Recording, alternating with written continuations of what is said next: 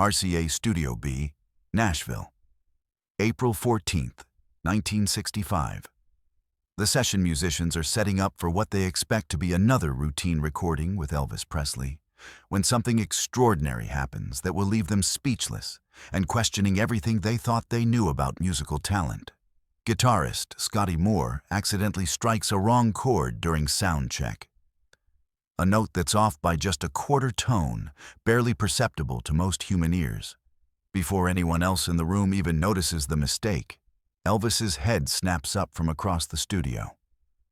"Hold on, Scotty," Elvis calls out, walking over to the guitar. "That B-flat you just played, it's about 20 cents sharp. Here, let me show you." Elvis takes the guitar, adjusts the tuning peg with surgical precision, and plays the chord again. The difference is so subtle that most professional musicians would need an electronic tuner to detect it. But Elvis identified and corrected it using nothing but his ears. The room falls, silent as the implications sink in. Elvis Presley has just demonstrated perfect pitch, the ability to identify any musical note without reference. A gift so rare that fewer than 1 in 10,000 people possess it. But here's what makes this moment even more extraordinary. Elvis Presley, the man who just performed a feat of musical precision that would impress conservatory professors, cannot read a single note of music. Not one note. Not a basic scale. Not even the simplest children's song written on a staff. The king of rock and roll, possessing one of the rarest and most valuable musical abilities in the world, is completely and totally musically illiterate. This is the story of the most remarkable contradiction in music history. How a man with supernatural musical gifts created some of the most sophisticated recordings ever made, while being unable to decipher the basic written language of music. The mystery begins in Tupelo, Mississippi, in 1946, when 11-year-old Elvis Aaron Presley receives his first formal music lesson from Mrs. Oleta Grimes, the town's most respected piano teacher. Mrs. Grimes has been teaching children for 30 years, and she prides herself on her ability to recognize natural talent. But when Elvis sits down at her piano for his first lesson, something happens that she has never experienced before. Elvis begins playing a melody he heard on the radio earlier that morning, note perfect, with complex harmonies and subtle rhythmic variations that would challenge advanced students. Mrs. Grimes is amazed by his natural ability, but when she places a simple sheet of music in front of him and asks him to play it, Elvis stares at the page like it's written in a foreign language. "I can't read that," Elvis admits, his face flushing with embarrassment. "But if you play it for me once, I can play it back exactly." Mrs. Grimes thinks Elvis is being modest, so she demonstrates a simple scale written on the page. Elvis listens once, then reproduces it flawlessly. But when she points to individual notes on the sheet music and asks him to identify them, he can't answer a single question correctly. What Mrs. Grimes discovers over the next several lessons is both fascinating and frustrating. Elvis possesses perfect pitch so precise that he can identify not just notes, but the exact frequency variations between instruments. He can hear a song once and reproduce it with every nuance intact. He can harmonize instinctively, arrange music in his head, and create variations that demonstrate sophisticated musical understanding. But he cannot, will not, and seemingly refuses to learn to read music notation. "It was the strangest thing I'd ever encountered," Mrs. Grimes later recalled. The boy had a musical mind, more advanced than students who'd been reading music for years. But he acted like the written notes were his enemy. Every time I tried to teach him to read, he would shut down completely. What Mrs. Grimes didn't understand was that Elvis had developed a deep psychological resistance to formal musical education based on a traumatic experience that occurred even before their first lesson. 6 months earlier, Elvis had attended a church service where the choir director, frustrated with Elvis's inability to follow the hymnal, had loudly declared in front of the entire congregation, "This boy is unteachable. He can sing like an angel, but he's too lazy to learn to read music like everyone else." The public humiliation created a psychological block that would last Elvis's entire life. In his 11-year-old mind, learning to read music became associated with shame, failure, and public embarrassment. He decided that if he couldn't learn it the right way, he would develop his own way that was so superior that formal training would become irrelevant. The strategy worked beyond anyone's imagination. By his teenage years, Elvis had developed what music theorists now recognize as one of the most sophisticated musical minds in popular music history, all based purely on his extraordinary natural abilities. His perfect pitch allowed him to function as a human tuning fork, instantly recognizing when instruments were out of tune, when harmonies were off, when rhythms didn't align perfectly. More remarkably, his perfect pitch was so precise that he could detect microtonal variations that electronic equipment couldn't measure. During recording sessions, Elvis would often stop takes, not because of obvious mistakes, but because he could hear tiny imperfections that no one else in the studio could detect. Engineers initially thought he was being perfectionist or difficult, until they realized that Elvis's ears were more accurate than their most sensitive equipment. Elvis could hear things that weren't supposed to be humanly possible to hear, remembered producer Bob Johnston. He'd stop a session and say, "The piano is 3 cents flat on the high C." And when we checked with electronic tuners, he was always exactly right. But Elvis's perfect pitch extended far beyond simple note identification. He could analyze complex musical structures instantly, understanding chord progressions, harmonic relationships, and compositional techniques without any formal training. He could hear a song once and immediately know how to improve the arrangement, where to add harmonies, how to modify rhythms for maximum impact. This ability made Elvis one of the most effective music producers of his era, even though he never received credit for this role. In reality, many of Elvis's greatest recordings were shaped by his perfect pitch-guiding musicians toward arrangements that optimized every harmonic and rhythmic element. The recording of "Can't Help Falling in Love" provides a perfect example of Elvis's perfect pitch in action. When the session began, the musicians were playing the song in the key of D major, following the arrangement as written. But Elvis immediately stopped them. "It needs to be in C," Elvis said. "The whole feeling changes if we drop it down a whole step. Trust me." The musicians were skeptical. The arrangement had been professionally prepared by trained composers, but they tried Elvis's suggestion. The result was magical. The lower key gave Elvis's voice a warmth and intimacy that transformed the song from pleasant to unforgettable.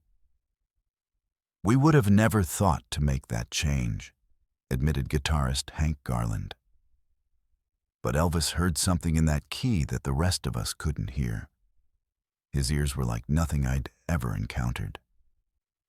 Elvis's perfect pitch also gave him an uncanny ability to blend his voice with instruments and other singers. He could match the exact frequency and timbre of any sound, allowing him to create harmonies that seemed to emerge naturally from the musical arrangement rather than being added on top of it. This ability is clearly demonstrated in Elvis's gospel recordings, where his voice often seems to become another instrument in the ensemble, rather than a separate vocal line. His perfect pitch allowed him to find the exact sonic space where his voice would enhance rather than compete with the other musical elements. But Elvis's inability to read music created constant challenges throughout his career. He had to rely entirely on demonstration and repetition to learn new songs. which made recording sessions longer and more expensive than they needed to be. Professional songwriters would often come to Elvis with sheet music, expecting him to sight-read their compositions. Instead, they had to perform the songs live, often multiple times, while Elvis absorbed every detail through his perfect pitch. It was frustrating and amazing at the same time, recalled songwriter Doc Palmas. You'd spend 20 minutes playing a song for Elvis that he could have read in 2 minutes. But then he'd suggest changes that improved the song in ways you never would have thought of. His musical instincts were supernatural. The contradiction became more pronounced as Elvis's career progressed, and he began working with increasingly sophisticated musicians and arrangers. Classical musicians brought in for orchestral recordings were initially skeptical of a performer who couldn't read music. But they quickly learned that Elvis's perfect pitch made him more musically precise than many conservatory graduates. During the recording of It's Now or Never, Elvis worked with a full orchestra arranged by classical musicians. The orchestral players expected to encounter a popular performer who needed their guidance and expertise. Instead, they found themselves taking direction from someone whose musical understanding was more intuitive and accurate than their formal training. Elvis would hear things in the orchestral arrangement that we missed, remembered violinist Gordon Stoker. He'd say, "The violas are rushing slightly in measure 32, and we'd check, and he was always right. We had the formal education, but he had the ears." Perhaps the most remarkable demonstration of Elvis's perfect pitch occurred during the recording of his 1968 comeback special. The show required Elvis to perform with musicians he had never worked with before, playing songs in keys and arrangements that were constantly changing. Most performers would have needed extensive rehearsal time and written music to navigate such a complex musical environment.